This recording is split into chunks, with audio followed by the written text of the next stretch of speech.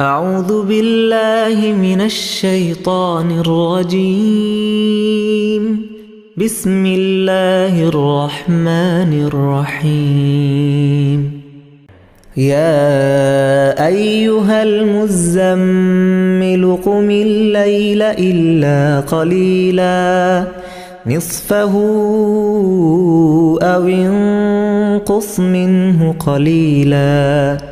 أو زد عليه ورتل القرآن ترتيلا إنا سنلقي عليك قولا ثقيلا إن ناشئة الليل هي أشد وطئا وأقوم قيلا إن لك في النهار سبحا طويلا واذكر اسم ربك وتبتل إليه تبتيلا رب المشرق والمغرب لا إله إلا هو فاتخذه وكيلا رب المشرق والمغرب لا إله إلا هو فاتخذه وكيلا واصبر على ما يقولون واهجرهم هجرا جميلا وذرني والمكذبين أولي النعمة ومهلهم قليلا إن لدينا أنكالا وجحيما وطعاما ذا غصة وعذابا أليما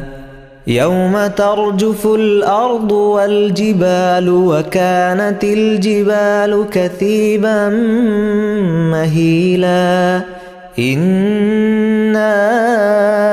أرسلنا إليكم رسولا شاهدا عليكم كما أرسلنا إلى فرعون رسولا فعصى فرعون الرسول فأخذناه أخذا وبيلا فكيف تتقون إن كفرتم يوما يجعل الولدان شيبا السماء منفطر به كان وعده مفعولا إن هذه تذكرة فمن شاء اتخذ إلى ربه سبيلا إن ربك يعلم أنك تقوم أدنى من ثلثي الليل ونصفه وثلثه وطائفة من الذين معك والله يقدر الليل والنهار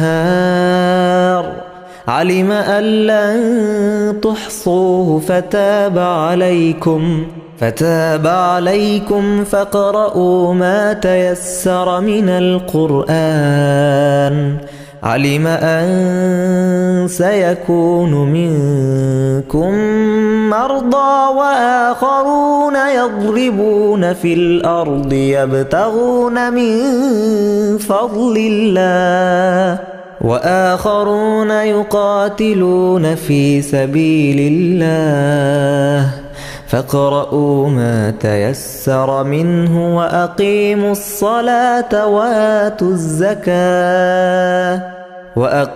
الصلاة وآتوا الزكاة وأقرضوا الله قرضا حسنا وما تقدموا لأنفسكم من خير تجدوه عند الله هو خيرا